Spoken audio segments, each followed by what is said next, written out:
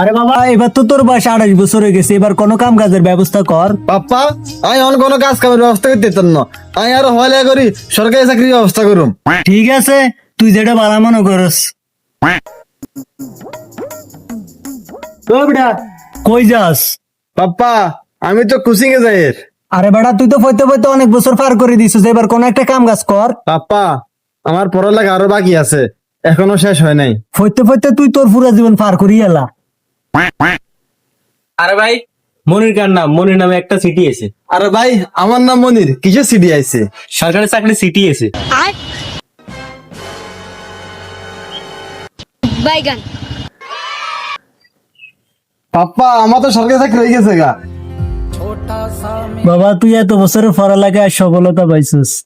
পাপ্পা আমি সরকারি চাকরি চাইতেছি। আপনার বয়স পার গেছে, আপনি এখন রিটায়ারমেন্ট হয়ে গেছে।